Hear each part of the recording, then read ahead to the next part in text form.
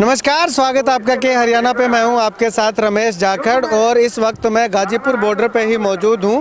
और यहां पे मैंने आपको इससे पहले एक वीडियो में दिखाया था कि लोकतंत्र का पांचवा स्तंभ उस देश के युवा होते हैं, ऐसा बैनर लेकर के हमें कुछ युवा दिखाई दिए थे। अब इन युवाओं से बातचीत करते हैं, क्योंकि वो वाला वीडियो जो है बहुत लंबा हो गया था, इसलिए मैंने सोचा कि क्यों ना दूसरा वीडियो के अंदर इनसे बातचीत की जाए। भाई साहब, कहाँ से आप? मेरा नाम देवी सिंह है, मैं शामली जिले से आया हूँ जी। 47 दिन हो गए इस आंदोलन को बहुत ही करीबी से देख रहा सर। तो क्या कहना चाहेंगे? आपने लोकतंत्र का पांचवा स्तंभ युवा को मान लिया। हाँ, मैं पांचवा स्तंभ इसलिए मानना, जो मोदी है ना, मोदी की फुल फॉर्म है मर्डर ऑफ डेमोक्रेसी इंडिया। इस हमारे माननीय प्रधानमंत्री ने लोकतंत्र की हत्या कर दी जी। हमें इस पर भरोसा नहीं रहा, ना तो न्यायपालिका ना कार्यपालिका विधायिका। चौथा स्तंभ था हमारा ये जो मीडिया, इसको भी खरीद लिया। हमें इसलिए युवा, पूरे देश के युवा, हम लोगों ने तो माननीय प्रधानमंत्री जी आपको गद्दी पे बैठा था, आपने इसकी भी इज्जत नहीं रखी। तो अभी क्या लगता है आपको, क्योंकि अब सुप्रीम कोर्ट ने दखल दे दी है इसमें, तो 4 लोगों की कमेटी बनाई है, वो किसानों से बात करेगी, सरकार से बात करेगी, तो क्या लगता है आपको? कमेटी भी में भी तो केंद्र सरकार के अधिकारी है जी। सुप्रीम कोर्ट में यही तो गए थे, इसलिए मीठी गोली देने के लिए गए थे, क्योंकि जो हमारा आंदोलन चल रहा है, हमारा जो बगीचा बन रहा, इसको न सोचे थे घर पर चले जाएंगे। घर पर हम जाने के लिए तैयार नहीं। MSP पे कानूनी जामा पहनाया जाए, तीनों काले कानून वापिस होने चाहिए। भाई साहब, कानूनों पे फिलहाल रोक लगा दी है, तो क्या अब किसान जो अपने अपने घर चले जाएंगे? नहीं जी, बिल्कुल नहीं जाने, कोई नहीं जाने का। ये बताइए जी, हमारी नौकरी ये खा गए, हमारा हर चीज़ ये खा गए, हमारी खेती ये छीने, हम करेंगे क्या? क्या करेंगे हम? आप बताओ क्या करेंगे? हमारे हाथ में तो कुछ बचेगा नहीं। हाँ जी, तो भूखे मरेंगे क्या? ऐसा कुछ नहीं है जी, हम यहीं डटे रहेंगे और इस बिल को वापिस करवा के ही जाएंगे, नहीं तो नहीं जाएंगे। सुधार कर दिए जाते हैं, MSP दे दें। सुधार उधार कुछ नहीं। सुधार क्या? सुधार तो इन्होंने बहुत कुछ कहा था।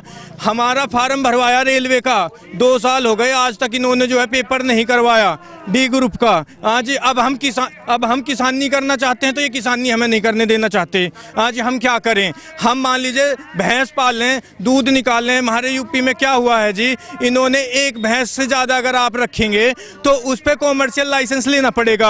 अब बताइए जी, हम कॉमर्शियल लाइसेंस लें, वो लें, तो क्या क्या करें बताइए? उससे ज़्यादा तो एक बछड़ा एक बछिया भी हो जाती है भैंस को, तो उसके लिए हम कॉमर्शियल लाइसेंस लेंगे। इन्होंने तो हमारा बेड़ा गर्क कर दिया जी। हमने विश्वास में, हमने युवाओं ने इन्हें बनाया था, और ये युवा हम लोग ही, हमारे ताए चाचा यही उतारेंगे इन्हें। मेरे बड़े बुजुर्ग सही कह रहे थे, सरमादारों की सरकार है जी। अब वो बात सच्ची होने लग रही।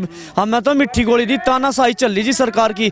बिल्कुल स्टॉक सीमा, कॉन्ट्रैक्ट फार्मिंग, बहुत कुछ है जी। मैं बिल में बहुत ही बोलने के लिए शब्द है। भाई साहब, जब दूसरी बार प्रधानमंत्री बने थे नरेंद्र मोदी, उस समय एक लहर चली थी कि मोदी आएगा, मोदी आएगा, आएगा तो मोदी ही, वोट चाहे किसी को दो, आएगा तो मोदी ही। पूर्ण बहुमत से सरकार बनी केंद्र में, और उसके बाद इस तरह के कानून लागू करते हैं, तो कैसा महसूस? इसका एक बहुत बड़ा वो है मीडिया। उन्होंने उस जो वहाँ सत्ता के शीर्ष पे बैठा है, वो रंगा सियार है शेर के बेस में, वो असल में शेर नहीं है। उसने वो सियार है, उसने शेर का खाल ओढ़ रखी है, वो गीदड़ है। उसको मीडिया ने इतना बढ़ा दिया, इतना बना दिया कि लोग उसी पे विश्वास करने लगे। अब इसके अलावा कोई है नहीं। लेकिन वो समझ लें कि देश का अगर चारों पिलर लोकतंत्र के कमज़ोर होंगे, तो ये पांचवा पिलर उठेगा और देश को उठाएगा और मजबूत भी बनाएगा। यहाँ पे तो सिर्फ एक केवल चौथा पिलर जो है वो ही कमजोर होता हुआ दिखाई दे रहा है। नहीं, आप न्यायपालिका को देख लो क्या हो रहा है। संसद में और राज्यसभा जा रहे हैं वहाँ से जज। ये आज तक हुआ था? आप बताइए, इतने इतिहास में कभी नहीं हुआ था ना। क्यों जा रहे हैं? ये तो अविश्वास हो रहा है ना, लोगों को बढ़ रहा है न्यायपालिका में। अब व्यवस्था भी क्या पहले से कमजोर है, और कार्यपालिका में भ्रष्टाचारी लोग भरे ही हैं, आप देख रहे हो। और पत्रकारिता ने अपना चरम सीमा दिखाई दी है। तो चारों कमजोर हो रहे हैं धीरे धीरे। अब पांचवा उठेगा और देश को बदलेगा, युवा एक मंच पे आएंगे। हाँ जी, अब इन देखो, हम सुप्रीम कोर्ट का ऑर्डर कैसे मानना है? हमारा गन्ना बहुल्य क्षेत्र है जी, पश्चिमी उत्तर प्रदेश। जिब गन्ने का परमिट 14 दिन बाद और ब्याज सहित मिलना था, जब हमसे वो नहीं देते, हम क्यों? जिब केंद्र सरकार सुप्रीम कोर्ट का ऑर्डर नहीं मानते, हम नहीं मानने के न्यायपालिका ऑर्डर। और 26 जनवरी को हम अपने झंडे सहित हम ये देखेंगे, झंडे लगा कर जाएंगे। अपमान ये करा, पानी कौन चलावा है, गोली ये चलावा है, झंडे पर हम चलावा है। झंडे पर जाएंगे, हम राष्ट्रगान गाएंगे। राष्ट्रगान हमारा राष्ट्र का ध्वज होगा, मेरा राष्ट्र सर्वप्रथम होगा इस देश के लिए। मैं अपने युवाओं से, अपने ताऊ से, अपने चाचाओं से, अपने भाइयों से, अपनी बहनों से और अपनी माताओं से ये कहना चाहता हूँ जी कि कोई भी अगर गन्ने की ट्रॉली लेके कहीं भी ले जाता है तुलवाने, तो वो काले झंडे लेके जाए और इस बिल का पूरा बहिष्कार करे और हमारा पेमेंट टाइम पे होना चाहिए जी। और ये जो